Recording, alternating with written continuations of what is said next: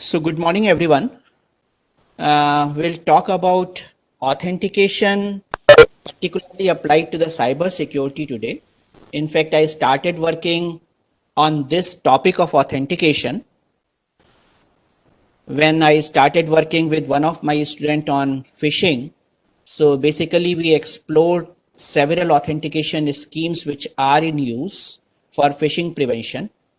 And then we designed our own scheme that tries to prevent phishing. So am I audible?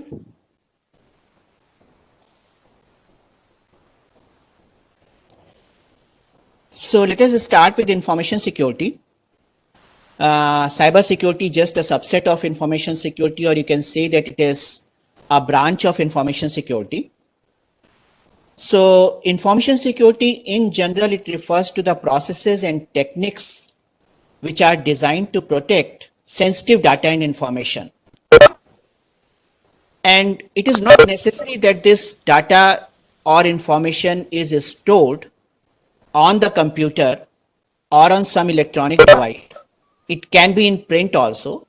So even if you are writing something which is confidential and you are putting that particular file or paper in Almira with a lock on it, we are talking about information security. So in fact, many of the techniques related to the information security, they were being developed even before the computer network was invented or computers were designed. So just see this. Julius Caesar is credited with the invention of the Caesar cipher in 50 BC. So at that time, there were no computers, there was no internet, but still the people were thinking that how we can encrypt our information and we can send it to someone else so that those who are not authorized to find out that what this information is. So cyber security actually deals with protection of the computer systems and networks from the theft or the damage to their hardware, software, or data which is stored on these computers, or the data that you are transmitting from one machine to the other machine through the network that connects these machines. So when we are talking about cyber security, we are talking about protecting this data from unauthorized access. We are talking about disruption of these services that they provide. So none of the attacker should be able to do it. And in fact, if you see the list of some common cyber attacks, so this list I have taken from the Cisco website. So they mention that these are some of the common cyber attacks these days. So like man in the middle attack, malwares, denial of service attack, SQL injection, zero-day exploits, DNS smuggling, and phishing. And the list doesn't end here. You will find that there are many more in the list. For example, we have cyberbullying, we have identity theft, we have spamming, and there are many more. So why actually these cyber attacks they happen? So one of the reasons for these cyber attacks is vulnerabilities or bug into the software. So you just explore the net and you will find that different sites they mention many such vulnerabilities. So I have just listed down the two of them. The vulnerability in Internet Explorer known as double kill. It was deployed in a wide variety of cyber attacks.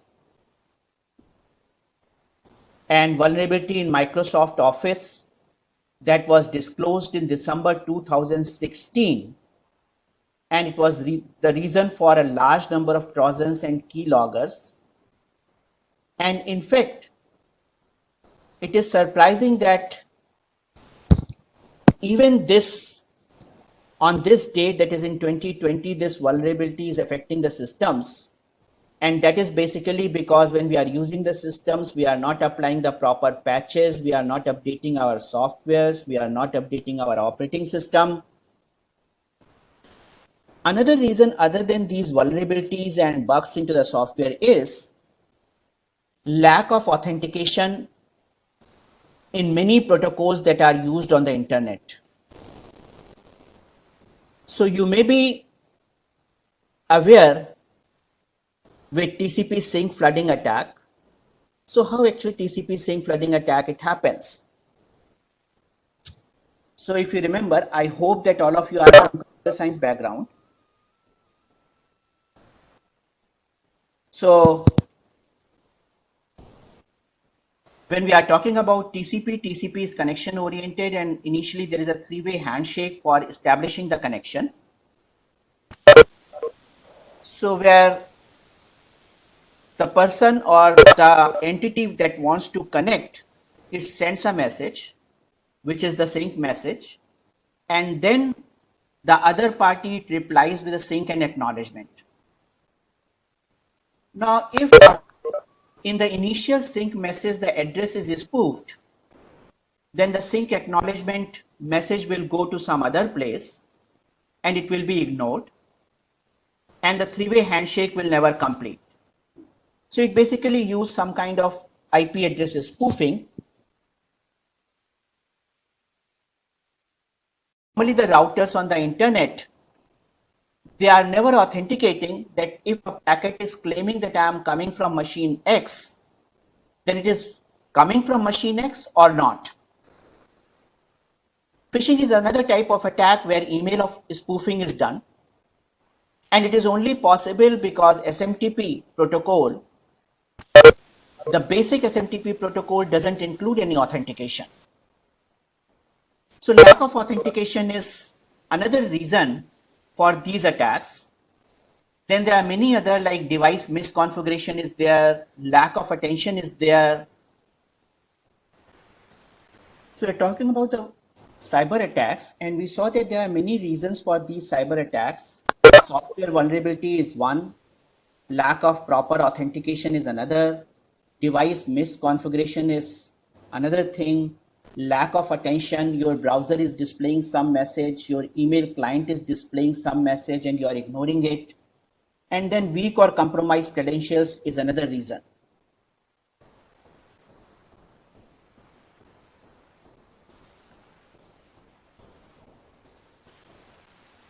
So we need authentication so that the man or the machine, the entity which is, in fact, in this lecture, we'll talk about only user authentication or the entity authentication. There is another field which talks about message authentication. So we'll not discuss about message authentication. Our purpose is to discuss about entity authentication only, or the user authentication, that whether user, if he is claiming that he is Manoj Mishra, then he is actually Manoj Mishra, or if the device is claiming that it is device X, then it is actually device X. So there are three verification categories.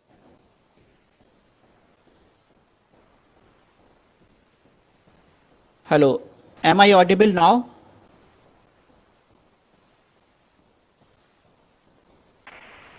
Sir, your voice is now okay.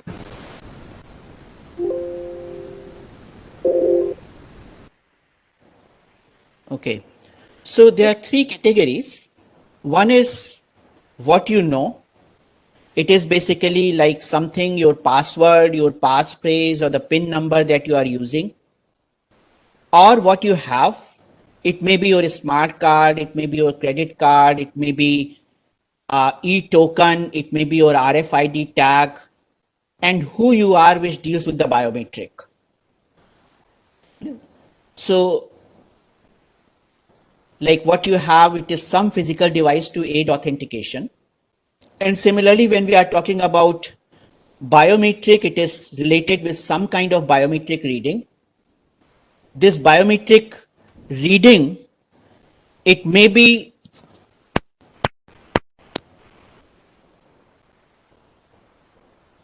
your physical property or it may be your behavioral property. For example, it can be your fingerprint, it can be your iris, it can be your finger geometry, it can be your ear shape, it can be your thermal face, it can be your palm print. When we are talking about the behavioral biometric, then it can be your signatures, it can be your voice, or it can be your keystroke when you are using your computers, how you are pressing different keys, and in, or it can be your the way you walk. So generally those who support biometric based authentication, they claim that the first two categories where we are talking about what I know or what I have, these things can be stolen, or maybe when the authentication is needed, I don't remember the password, they are susceptible to replay attacks. Whereas if I'm using biometrics, then they avoid replay attacks and imposters. But then there are many disadvantages also. We explored biometric based authentication schemes also.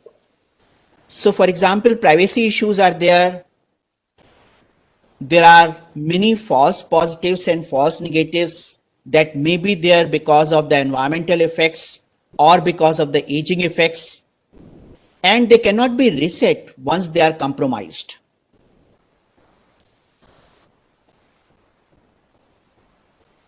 So I will just give you a little introduction about the phishing before we go to the details of authentication schemes. So I'll just discuss about basics of authentication, and then we'll see that what schemes we explored when we were working on phishing.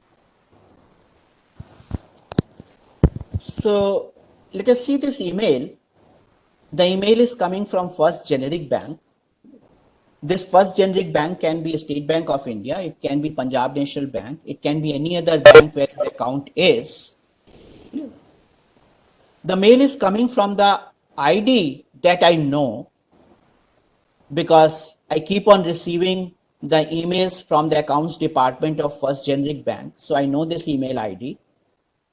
And the mail says that they were verifying my information and they found that they are not able to verify it. So that is why I should click this link and I should update my account information on their website. But actually this is a phishing link. So if I'm going to click on it, then I will go to a phishing website. And if I'm entering my information on that website, the information will go to the phisher.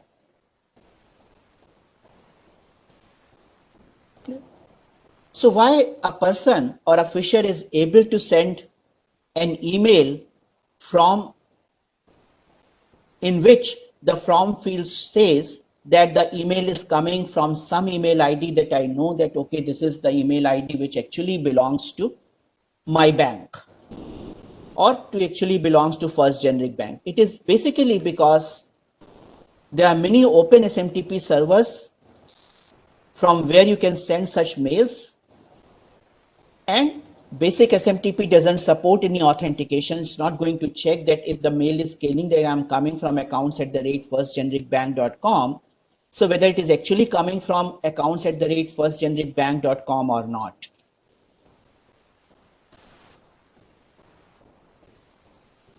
So what is phishing? Phishing actually attempts to acquire sensitive information such as passwords and credit card details. Reasons are generally malicious. Someone wants to steal your money and he pretends as if he is someone who you know. Phishing, it came as a serious cyber threat. So the first phishing came which was reported. It was in 1996 when the phishers, they stole users' name and password of AOL users. And since then, researchers and different organizations, they are working in designing schemes for detecting phishing attacks and for preventing phishing attacks. So it's more than 25 years, around 25 years. But phishing attacks are still there. So in its basic form or in traditional phishing, what the attacker it does, now many different forms of phishing have emerged. But in traditional form of phishing, what the attacker it does, it sends a spoofed email to target the victim. And it makes as if its communication, the mail is coming from some authentic entity, such as the bank of that particular person or the credit card company or the government. And in the mail, he asks either to click on a link, go to a website, and then enter the information there, your credentials, or in the mail, they may ask that you send these credentials in the reply to this email. So another illusion is provided by creating a phished website and say if the mail is coming from first generic bank, the website will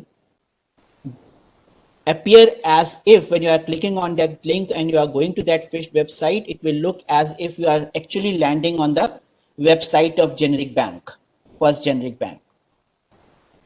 So it is basically spoofed email and phished websites that make successful phishing.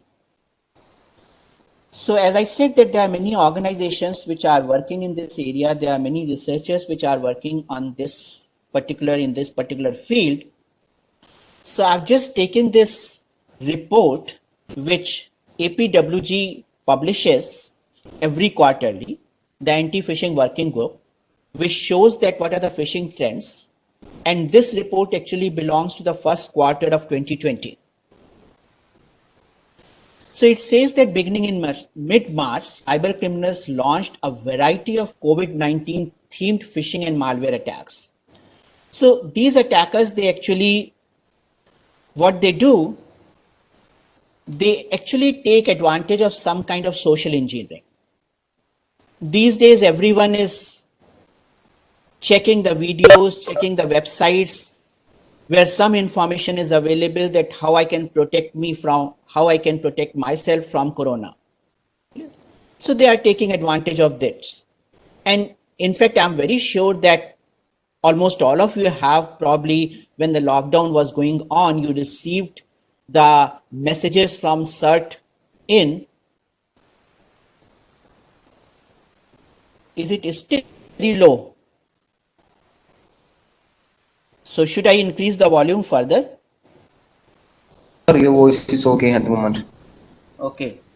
So CERT in those messages, CERT informed that you beware of mails coming from such email IDs. This is one such example email ID.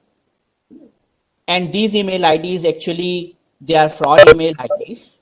So you should not respond or you should not take any action on these emails.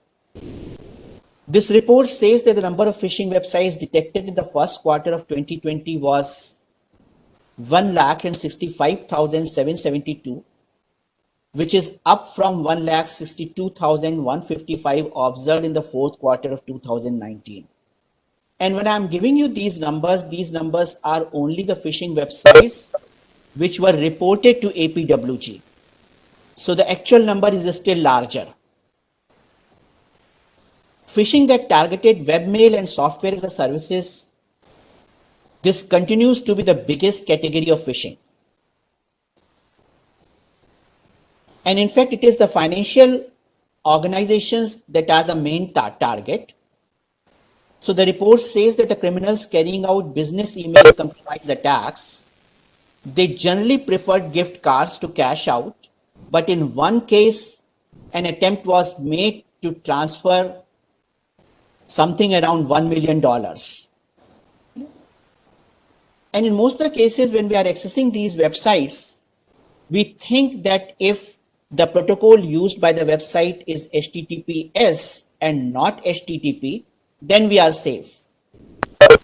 But the report says that 75% of all phishing websites, they are now using SSL protection. So we have done some work in this direction also. And it says that phishing in Brazil was up by 24% during quarter one. Now, when we are trying to phishing, when we are designing a solution for preventing phishing, then we need mutual authentication. we need two-way authentication.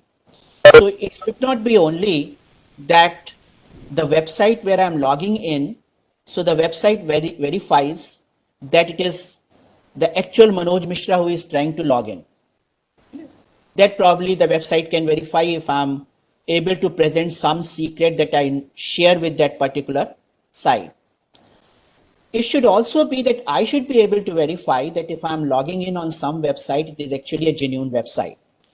So we need a strong mutual authentication, a strong two-way authentication. One-way authentication is not going to work. So I will just start, I will go briefly with some traditional schemes which are used, which you will find in any book on network security or information security. So password-based authentication is still popular. I mean, many websites you are just entering your password and they will allowing you, they are allowing these websites, they are allowing you to enter to access the information. So you are allowed to log in. So here Alice, which is trying to log in, Bob is the verifier. Alice and Bob, they share a password. The password is stored into a password file. In fact, not the password, but the hash of the password is stored, which is generally used by different systems to avoid attacks like dictionary attack. So Alice sends its user ID and the password, and the verifier Bob, it calculates the hash of the password which the Alice has sent, picks up the hash of the password which is stored into this password file against Alice, matches the both, and if they both are same, it grants access. Now to this basic scheme, many attacks are possible, and one such attack is dictionary attack, which is possible even if you are storing the hashes. But the passwords are not very long. Brute force attack, dictionary attacks, these are some of the attacks that have been tried. So then most of the systems, what they do, instead of just storing the hash of the password, they store a salt also. So this is showing that password has been concatenated with some salt. Salt is maybe some random number. So in the password file against the user ID Alice, the salt and the password, hash of the password and salt, they both are stored. So when the Alice sends the password, what the Bob does, Bob first concatenates this password with the salt which is stored into this password file, and then creates the hash and matches this hash with the hash which is stored into the password file. If the match is there, it grants the success. The purpose of using salt is that if you are adding this salt, then size of password will increase. Even if two persons, they have used the same password, then because the salt will be different for different persons, then it will not be possible if you have somehow compromised the password of one person, you know that, okay, Alice has this password, you will not be able to know some other person X who is using the password which is same as Alice. So some of the advantages are there. Now in both of these schemes, Alice knows some secret. So Alice and Bob, they share this secret password, which when Alice presents to Bob, Bob knows it is actually Alice which is trying to log in. One of the problem is, in this scheme, say it's perfectly all right if I'm going to my lab, their systems are there, and I'm trying to log in into my workstation or on my desktop, so I'm entering my password. But when I'm sending this password on the net, I cannot send this password as a plain text, because then anyone can use a sniffer, can sniff this message and can find out that what my password is, even if Alice is not telling that this is my password to anyone. So then probably I'm going to encrypt this message. Now, if I want to encrypt this message, I need an encryption key. And you may be aware of two different type of schemes which are normally used, symmetric encryption and asymmetric encryption. So either Alice and Bob, they are going to share a key, a secret key, which the Alice it uses to encrypt this message, or they use public private key system. So when a secret key is already shared between Alice and Bob, the question is, instead of using this password, can I use this secret for authentication? So yes, there are other approaches also, like there are factor authentication schemes where you are using, I'll come back to these two-factor authentication schemes later. But in two-factor authentication schemes, for example, when you are using your ATM card and PIN, you are using actually two factors. One is what I know and one is what I have. And generally these two factors are from two different categories. One-time password is another example where you are entering your login name and password and then you are receiving an OTP on your phone, and then you are entering the OTP and then the authentication is complete. There are many different ways of generating these one-time passwords. Let us come to other approaches which are based upon encryption. So in password-based authentication, what we are doing, the claimant actually proves his or her identity by demonstrating that what she knows. So she knows a secret, which is the password, which Alice is sending. Now there is a risk that an intruder gets this password by sniffing the packets which Alice is sending from its machine to the machine of Bob. So methods where the claimant proves that he or she knows a secret without actually sending it onto the wire. So what are those methods? One is where we can use symmetric keys. So both Alice and Bob, they share a symmetric key, they share a secret key. So when Alice wants to log in, Alice sends his user ID, Bob sends a challenge. So this is the challenge RB, which is some numbers, a nonce, probably a random number, which is Bob is supposed to use only once. And then because Alice knows the secret key which is shared between Alice and Bob, Alice encrypts this number with this secret key. Bob decrypts it when this message reaches to Bob. And if Bob finds that Alice has encrypted actually RB, Bob knows that it is Alice with whom Bob is talking, or Alice which is trying to log in, because only Alice knows this secret. This can be used for mutual authentication also.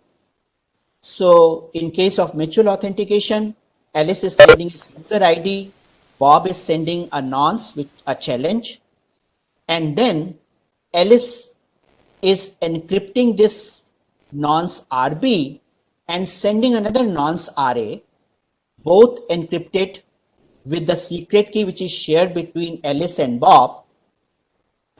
When the Bob receives this, Bob sends back this message, again encrypted with the secret key. You can see that the sequence of numbers has been exchanged, otherwise the intruder can replay this message. So symmetric keys, they can be used for authentication, but the question comes, we'll talk about key management also. So how Bob and Alice, they are going to share this secret key? Who is going to tell to Alice that, okay, this is the secret key which Bob wants to share with you? Who is going to tell Bob that this is the secret key which the Alice wants to share with you? So that method itself is attack prone. So then, okay, timestamp based challenge, I'll skip this. Here actually instead of sending the nonce, it is sending the timestamp, but this requires that the machine of Alice and Bob, their clocks, they should be synchronized, which is again a task on the internet. So generally the clocks of the machine, they may not be synchronized. But in this case, only a single message will serve the purpose. Because if the clock of the Alice machine and Bob's machine, they are synchronized, then if Alice is sending the time along with the user ID encrypted with the secret key, Bob knows that it is the message which is coming from Alice.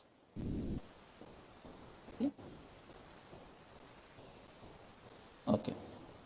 So let's go to the asymmetric encryption. Both symmetric encryption based authentication and asymmetric key based authentication, they are in use. So here Alice shares its public key with Bob. Now sharing public key is no problem. Anyone can know Alice's public key, but it is only Alice that knows the secret key or the private key. So no one can say or no one can claim that I am Alice other than Alice. So Alice sends its user ID. Bob encrypts a nonce along with its own ID, encrypts it with the public key of Alice and sends it to Alice. It is only Alice who knows the private key, no one else. Public key may be known to Bob, maybe to some other person also. So it is only Alice that can decrypt this message and can find out this nonce RB. So when Alice decrypts this nonce RB and sends it to Bob, Bob knows that it is Alice which is trying to log in, or it is Alice with which Bob is talking. So the same thing can be used for bidirectional authentication also. In this case, Alice also sends a nonce encrypted with the Bob's public key, which only Bob can decrypt because only Bob knows the private key. So when Bob sends back this array, then Alice knows that Alice is talking to Bob, and when Alice decrypts this message which Bob has sent, in which Bob has sent another nonce RB, and when Alice decrypts this message and sends back RB, Bob knows that it is Alice which is trying to contact, because it is only Alice who knows the secret private key and only Alice can decrypt this message. So both Alice and Bob, they have authenticated to each other. So in fact, Kerberos is one system authentication service which was developed as part of the project Athena at MIT, which relies on symmetric encryption. And in fact, I think at present Kerberos version 5 is in use, or both Kerberos version 4 or 5 are in use. If you want to know the details about Kerberos, you can read these RFCs 4120 and 4121. But Kerberos relies on symmetric encryption. Other than using symmetric encryption, Kerberos uses a third party, which we call as KDC in terminology of Kerberos. So we will not go into the details of Kerberos, but we will see the protocol, a very popular protocol, famous protocol, the Needham and Schwander protocol, which is based upon the third party KDC. So original third party key distribution protocol. So where every person or every entity A or B or C, they share a secret key with KDC. A and B, they don't share a secret key with each other. So whenever A and B, they wants to communicate with each other, what happens, first they say suppose A wants to communicate with B. So A first communicates with KDC, sends its own ID, sends the ID of B and sends a nonce. KDC, it sends a message which is encrypted with the key which is shared between A and KDC, KA. And what the message it contains a secret session key, a ID of B, this nonce which A has sent, and then this part of the message, it contains this secret key as well as the ID of A encrypted with the key B which is shared between KDC and B. Now because this part of the message is encrypted using KB, which only KD and B knows, A cannot decrypt this part. A can decrypt this. A can find out what KS is. A can find out what IDB KDC is sending, what N1 KDC is sending, and A can get this message also encrypted with KB, where KB is the secret key shared between KDC and B. So then A sends this message to B. Because B knows this KB, so B can decrypt this and B can find out that what KS is. Now A also knows this KS, the secret key which will be used between A and B for communication.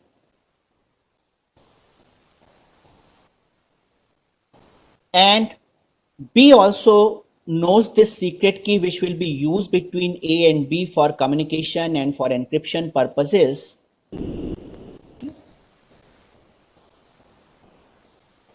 So B sends this N2 a nonce. Now because only A and B know this secret key KS, when A gets this message, so if anyone else gets this message, because the third person doesn't know this KS, I am not talking about KDC, but that third person cannot decrypt this, only A can decrypt this. So then A encrypts this with KS, applies some function on N2, which may be just incrementing N2 by 1, and sends it back to B. Now B knows that B is actually communicating with A. So A has been authenticated. So there are some drawbacks that were being reported into the literature in different research papers later. So this can be used securely to distribute a new session key and for authenticating A also, but it is vulnerable to replay attack. If an old session key has been compromised, then the message 3 can be resent by the attacker that has compromised this key, and he can pose as if he is A. So how it will happen? So attacker compromises this case, attacker gets this message. So now attacker also knows KS because KS has been compromised. So attacker replaces this message, sends this message to B. B will send a nonce because attacker knows KS. So attacker will apply this function on N2 and will send this encrypted with KS, and now B thinks as if B is talking with A, whereas B is talking with the attacker. So then in some other papers, some modifications to address these problems they were reported. So like use of timestamps, use of extra nonce by Denning and by Newman. So if you are interested, you can see these examples that will give you an idea that probably if you are designing an authentication protocol, what type of problems may be there and how those problems they can be handled. But let us see how asymmetric key can be used for authentication.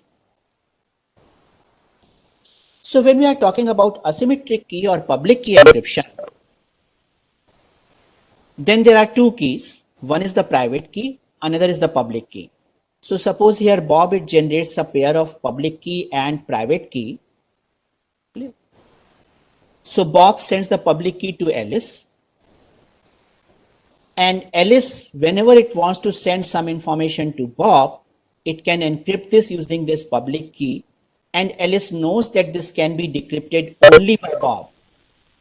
So if Bob decrypts it and sends it back to Alice, Alice can authenticate Bob because Alice knows that the private key is only with Bob. So public key encryption, it can help in authentication, and it also addresses key distribution problem, which I mentioned in the earlier slides, that how to distribute symmetric keys. KS is basically a symmetric key. When we are talking about session keys, KS like KS, we are actually using symmetric key encryption after that, because using public key encryption for encrypting long messages is computationally intensive. So it is generally not used, and symmetric key encryption is used. So public key encryption, it can be used for distributing the keys but it has two aspects. The first thing is, as I said, that okay, it can be used for distributing a public key. So we saw in Needham protocol that how KS can be given to two different parties and they can share this secret key later on and they can encrypt their messages using this secret key. But then the question comes, now we are saying public keys are public and anyone can know these public keys, but their distribution itself is a problem. How to distribute public keys? And the literature suggests many methods for that. So public announcement is one method where the person who wants to share his public key can broadcast this public key on some group email ID or can send this on a group, say a news group. But then it has problems. For example, I can pose as person X and I can say that, okay, this is the public ID. I am Mr. X and this is my public key. So whenever you want to send a message, you can send me messages encrypted with this public key. And everyone knows that, okay, those messages, they can be decrypted only by Mr. X because X knows the private key. And now I am posing as Mr. X. So I am getting all the messages. And before Mr. X finds out that someone is posing as Mr. X, the damage has been done. So then another solution was proposed that, okay, there can be a publicly available directory where everyone can register and the directory maintains the ID of the person and its public key. But there also the problems are there because if someone compromises the private key of the site where this publicly available directory is maintained, he can change those keys. Public key authority was also proposed as a solution where a public key authority actually keeps track of all these public keys. So whenever someone wants to get a public key of someone else, he contacts this public key authority.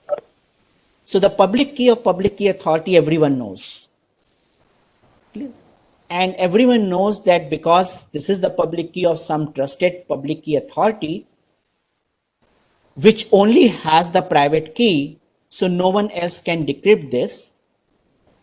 And no one else can encrypt the messages using those private keys. So I can send a message to public key authority that, okay, give me the public key of B, Mr. B. Then the public key authority, it sends the public key of Mr. B encrypted with its own private key. So now I trust on it because I know that the private key of this public key authority is known only to public key authority. And that is why this message is authentic. But then public key authority becomes the bottleneck. So the solution which is in use these days is public key certificates, which basically HTTPS also uses. So this was first suggested by Mr. Cohenfelder in 1978 in his thesis, bachelor thesis. So he suggested that why get these public keys in real time?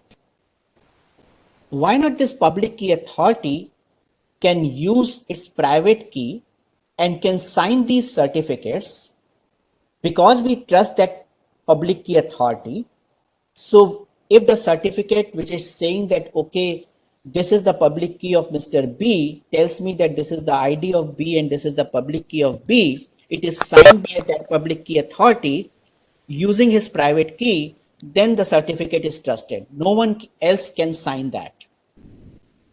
So then these certificates, they can be used for exchanging these public keys and real-time access is not needed. So a certificate, it binds the identity to the public key. So it is Mr. B and the public key of Mr. B. The certificate also contains lots of other information with all contents signed by the trusted public key or certificate authority. We call them CAs. CA is more popular.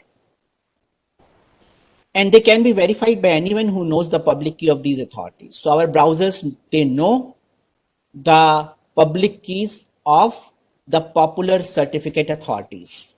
So you can check that how many such public keys of different CAs your browser knows.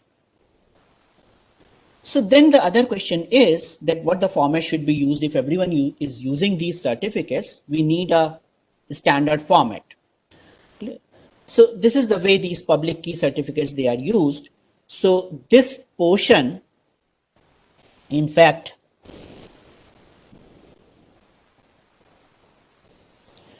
this particular portion, this can be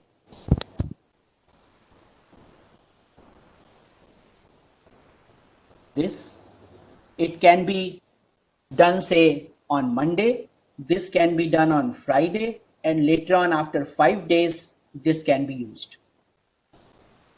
So no real-time access is needed now. So A contacts the certification authority, gets a certificate signed by the certification authority. The certificate tells the time, ID of A and the public key of A. B at some other time contacts the certificate authority, says that this is my public key, KUB. Certificate authority gives B a certificate signed by its private key, and the certificate gives the time, ID of B and the public key of B. Later on at some other time, A and B, they can exchange these certificates and they both know public key of each other. Okay.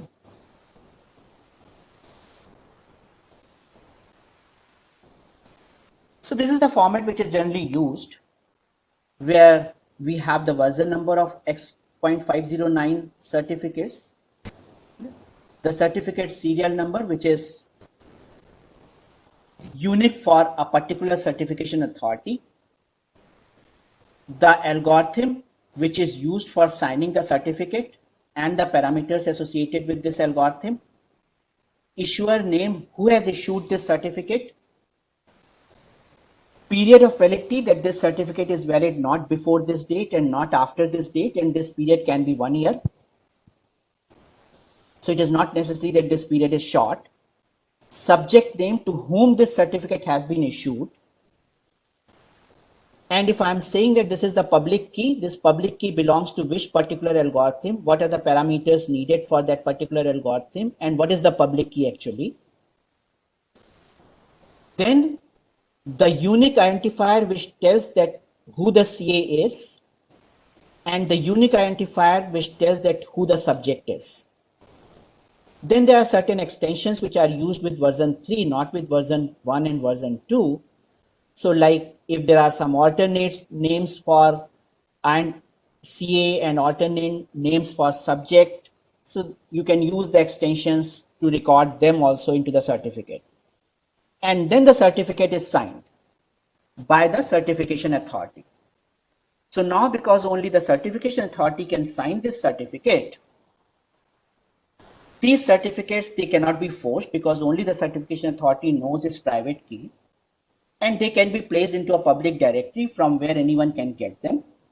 No real-time access is needed, and a user can get these certificates from any CA if there are more than one CAs. We'll see that if there are more than one CAs, then what type of problem can be there. Only the CAs, they can modify the certificate. So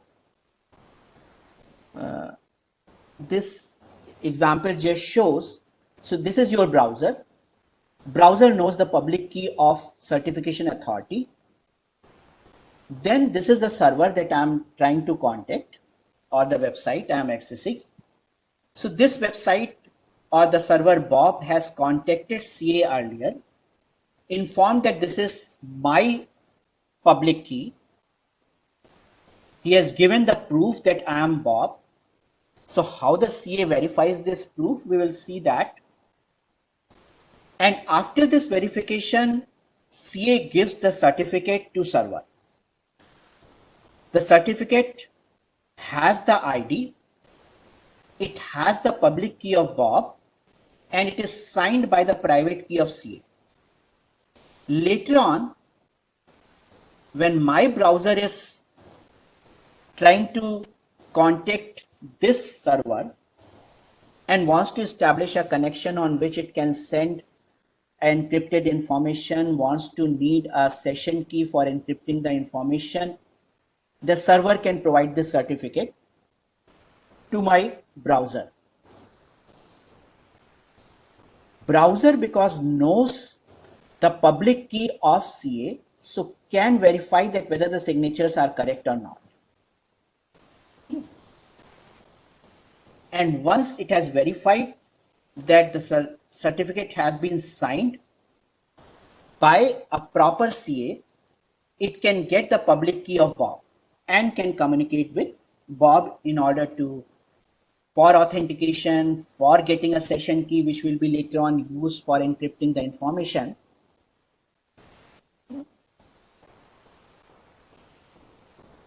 So this is just an example which shows some, okay, maybe we'll see that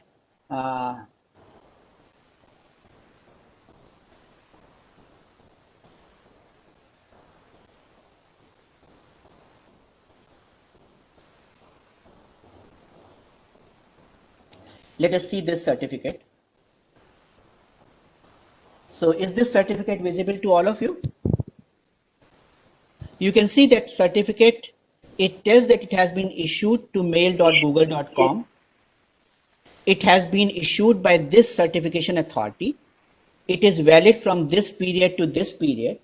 You can also find out the details. It is using version 3 of X.509. This is the serial number which has given by CA.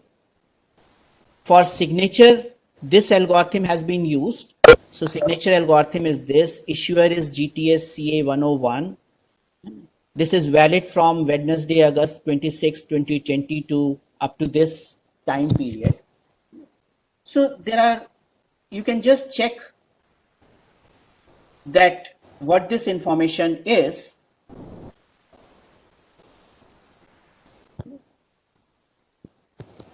But another problem is, as you can see that in this certificate, a wildcard has been used, star.gmail.com.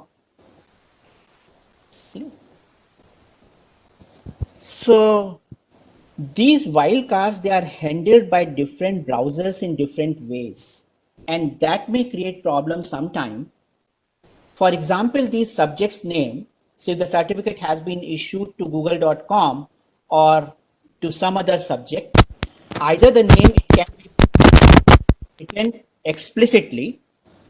So I can write that the name is cs.stanford.edu, or I can use wildcard.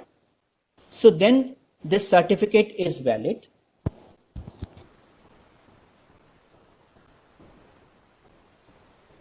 Okay, what you want to annotate in this?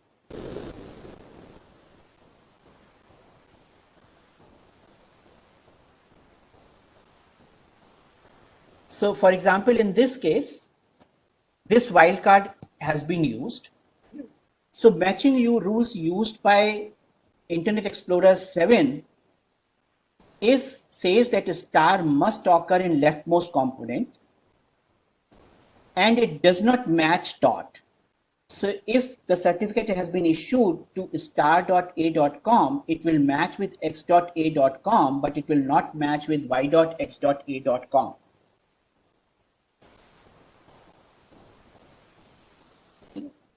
But when we are talking about Firefox version 3, then star will match anything.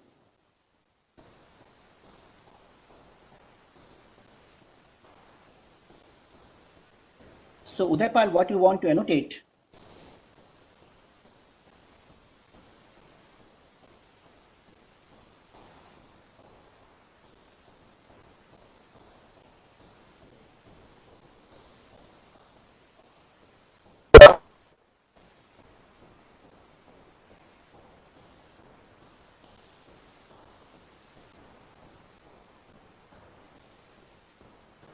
So you can also check, you can go to your browser and you can check that what are the certification authorities that are supported by your browser.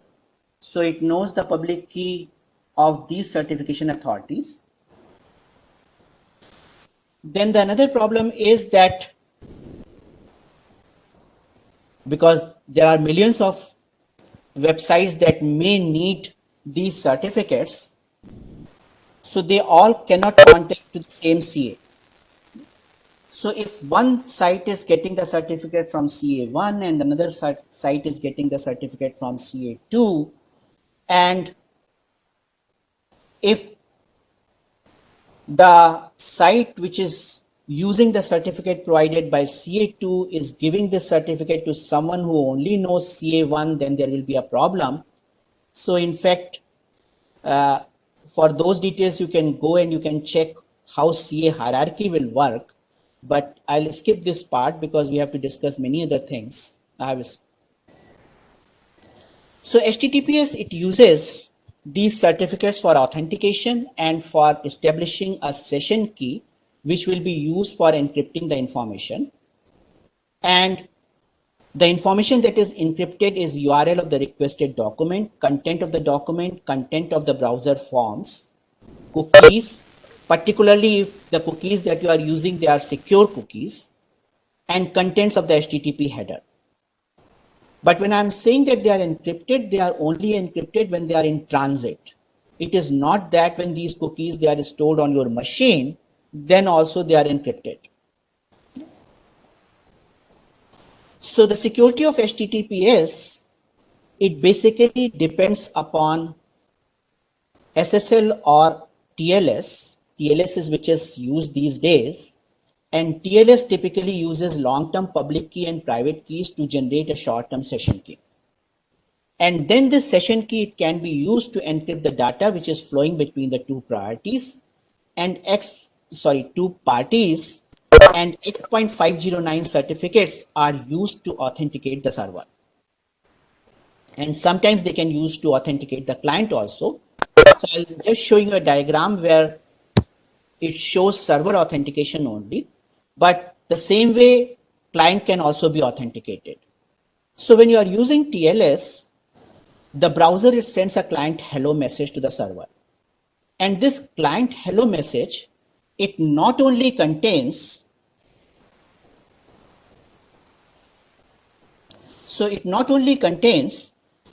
a hello, but it also contains many other things like a random number, what encryption or cipher suits are available with the browser, or what encryption techniques they can be used, what type of compressions browser can handle. So all this information, it goes in this. What is the version which is in use? Server, when it gets a client hello message, it sends a server hello message telling that, okay, we can use this cipher suit. This is the random number. So all that information server, it sends in this server hello message and sends its own certificate, because we are talking about server authentication. So it sends its own certificate.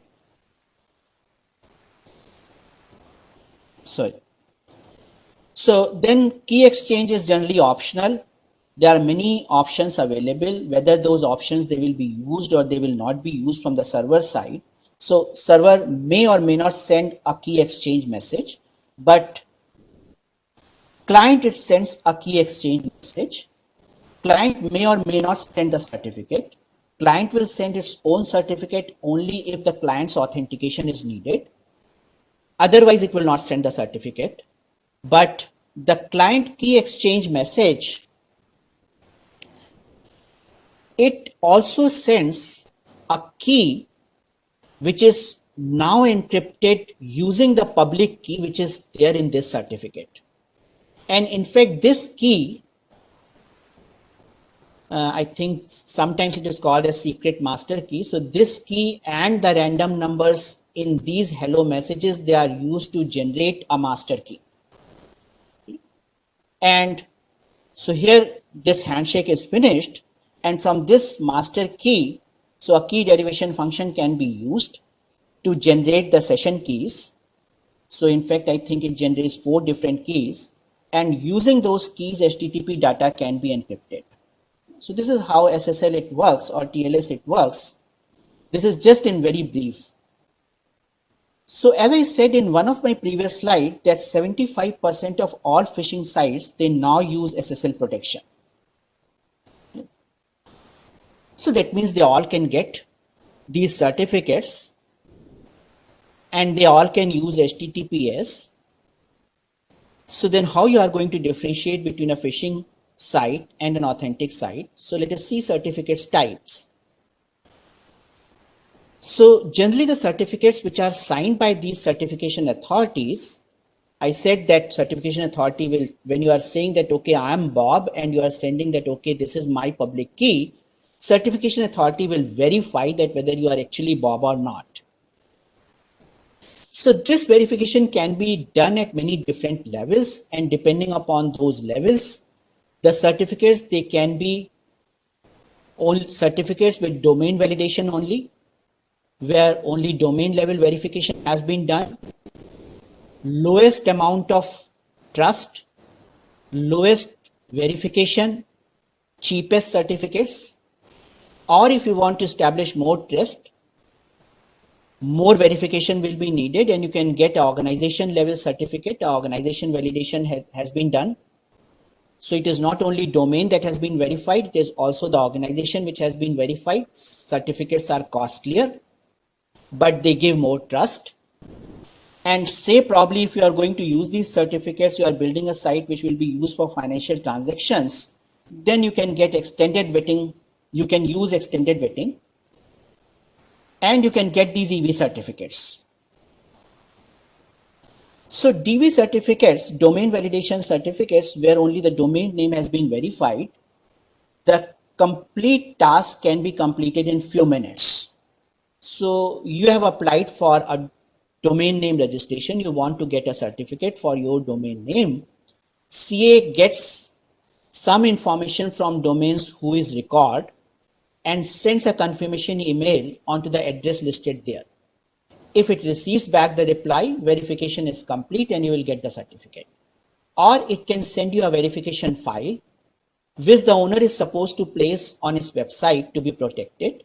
And if CA verifies that that particular file has been placed at the proper place, verification is complete. Or CA can provide you a hash that you need to add to your CNAME DNS record. And if it is done, verification is complete. All these things, they can be completed. So any one of these three methods can be used, and it just takes few minutes for verification and you will get the certificate. And probably I think these DV certificates you can get in few dollars only. So either method, it confirms that the domain is controlled by the party requesting the certificate. But if you need more trust, then you need an organization vetting or validation of your organization. And in this case, the certification authority actually verifies the business. So probably they may ask you that, okay, show me a certificate, a legal certificate that your organization is registered or not. And if you are able to produce that certificate, then they will say that, okay, both the domain and the organizations, they have been verified and they both can be trusted, and into the certificate they will add the company name also. OV certificates are generally used by corporations, governments and other entities, and they are also used for document signing, client authentication, and as email certificates. In S/MIME it is in use. If you need the highest level of trust, then you need these EV certificates. Maximum amount of verification will be done. Probably the CA will not only demand that, okay, you show me a certificate that whether your organization is registered or not, it is legal or not. They may also ask you that, okay, provide me your balance sheet signed by a certified CA. They may also send some person to the site to check that whether actually the office of the organization is there at that particular site or not, whether the organization actually exists. So what they are going to do or what they are not going to do, it will be as per the guidelines set by CA Browser Forum. but you need to provide extra documentation, and only when the verification is complete, then you will get the certificate. May take time, but provides maximum level of trust, and the certificates are costliest. So basically, if you want to find out that what type of certificate the website is using, so whether the website can be trusted or not, how to know that type. This is actually, if you want to know this, then you have to know the practices of each certificate authority, certification authority. And I'll not go into the details, but this can be obtained by policy identifier, which is mentioned there. So when you saw the certificate which I have shown on my browser, so you may have noticed that there was a policy identifier. Using this policy identifier and using their documents that they have published, you can find out that what is the type. So we worked on this, and we basically published very recently, we have published a paper on this, which actually verifies that whether a site which is using HTTPS or it is using HTTPS, so that site is an authentic website or it is a phishing website. So we also designed an authentication scheme. We proposed an authentication scheme for preventing the phishing. As I said that we need mutual authentication and we need a strong mutual authentication for phishing prevention. So I'll just share some of the experiments that we did when we studied the different authentication schemes which are in use. So for example, if you are using your OTP pin based authentication, which is used for logging into the Gmail, so we demonstrated that if the phisher is using RTM-ITM attack, phishing attack is basically a man in the middle attack, where the phisher is in between you and the actual website. So if this attack can be done in real time, then it becomes real time man in the middle attack. So we demonstrated that if the phisher is using RTM-ITM attack, then even the OTP pin based authentication, it can be compromised. So in our experiments, we created a phished website of Gmail login page, and to the users who were participating in these experiments, we mailed spoofed emails. So spoofed emails were sent to these users which were participating, that okay, click on this link, and then the users, they will log on to the phished Gmail login page. So when the user opens, it opens actually the phishing website, and it enters its username and password as if, so you are entering your username and password on when you are trying to log in into your Gmail account. And then he is redirected to another phishing page that asks for the second factor, which is the OTP.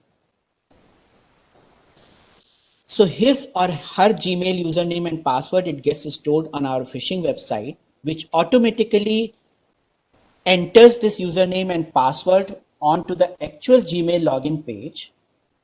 So the actual Gmail login page, when gets this username and password, it sends an OTP to the user. So the OTP actually goes to the user's phone. The OTP never goes to the mobile phone of the phisher. So, but the user is thinking that he's actually entering his username and password onto the actual Gmail site. So he enters his OTP also. So OTP now goes to the phisher, and phisher enters that OTP onto the actual Gmail site and gets the access.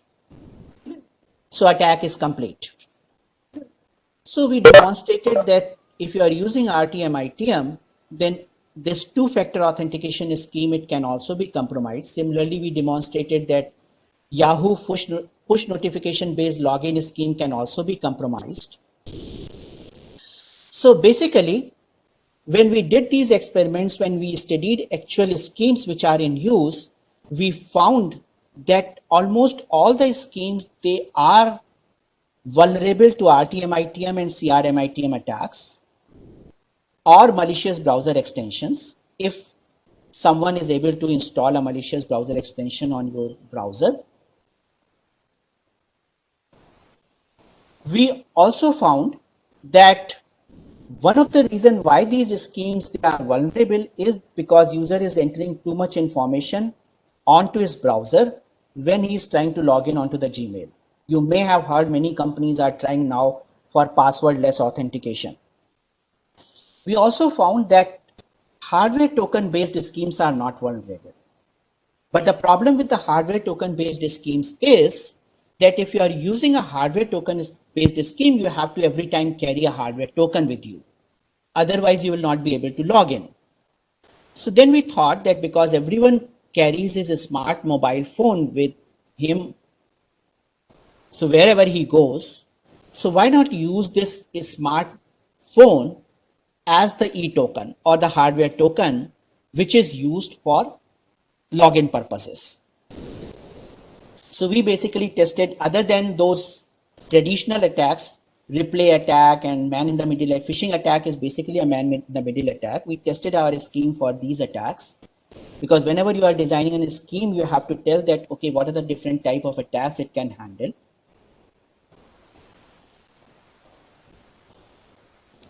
So our scheme, instead of using a username, it uses Bluetooth address of the mobile phone. So whenever you are trying to say, suppose log in onto the website, which is using our scheme, using your say browser like Chrome browser, and you have your mobile phone, on your mobile phone during the registration phase, an app will be installed, and your browser or the app which is installed on your laptop will automatically establish a Bluetooth connection whenever you are trying to log in with the mobile phone. It will get the Bluetooth address of the mobile phone, and this Bluetooth address will be used instead of using your username. Now, Bluetooth addresses like IP addresses and MAC addresses, they can also be spoofed.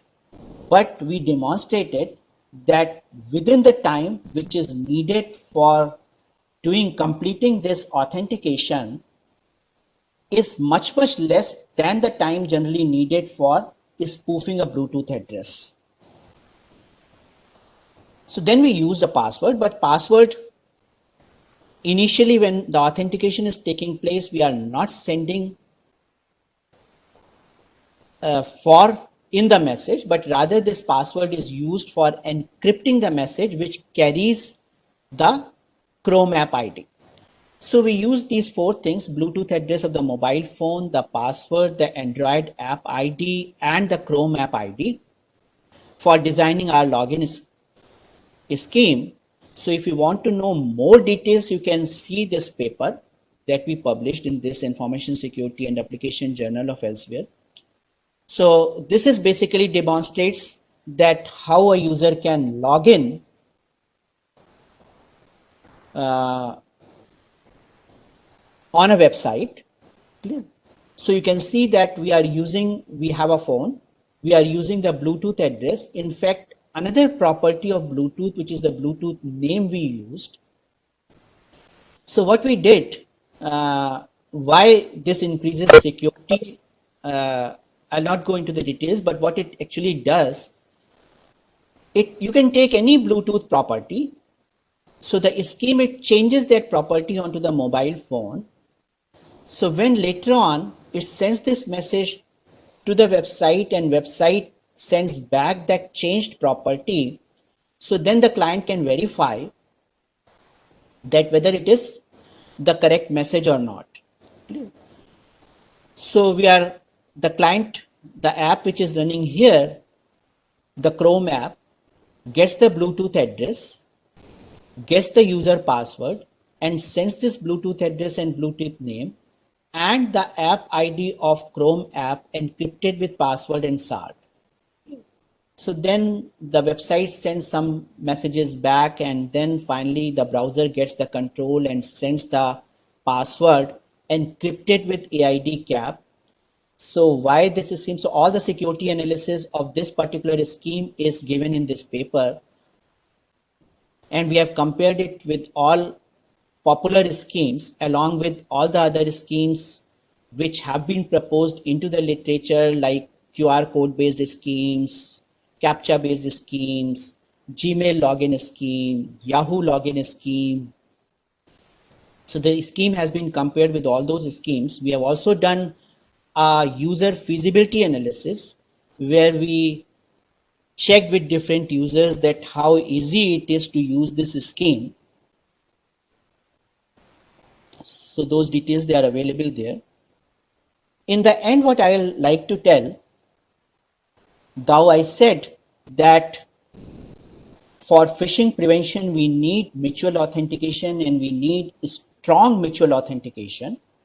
But I'll suggest you to read this paper by Paul Ducklin, which was published in 2006. It is just a 2 or 3 page paper where he actually tries to give the answer of this question. Can strong authentication sort out phishing and fraud? And I'm sure that all of you are familiar with the Turing machines and you are familiar with the Turing machine halting problem. So using that Turing machine halting problem, he actually proves that whatever is the strength of or how strong the authentication scheme is, that actually doesn't matter. Even very strong authentication schemes, they cannot prevent all type of phishing and fraud attacks. So he takes help of that Turing machine halting problem in order to prove this. In fact, currently we are working on adaptive authentication schemes. Public key. So what you want to know about public key? As I said that normally there are two different ways. Search engine is not a certification authority. As I said that if you want to know that what certification authorities your browser knows, then, and search engine is different from browser. So then you can go into the probably the setting parts of your browser. And from there you can find out that what are the certification authorities your browser can verify, or the public keys of those certification authorities your browser knows. Like one of the certification authority we saw when we saw that particular certificate related to Gmail. Certificate authority institutions. I said I don't remember all certification authorities, but if you want to know a certificate, because I never applied for any certificate, so then you can search for these names on the net, and or you can check your browser. You can get many names from there. So I don't know that how you have to find out the actual appropriate certification authority for getting a certificate. Sir, someone has asked about timestamp challenge. Yes, timestamp challenge. Using timestamps, the biggest problem is that when you are using the timestamp, it requires that the clocks of two machines, they should be synchronized, which is generally not possible. My clock may be showing that this is 12:30 p.m. Your clock may be showing that this is 12:32 p.m. Or someone else's clock may be showing that this is 12:25 p.m. So you need then a protocol. Though NTP, if you may have heard about NTP protocol, then NTP is used on internet, can be used on internet for synchronizing the clock of your machine with UTC, the universally coordinated time. But because we cannot always assume that these clocks, they are synchronized, so that is why using the timestamp may not be always possible unless and until these clocks, they are synchronized. Okay, thank you all. Thank you very much. Thank you.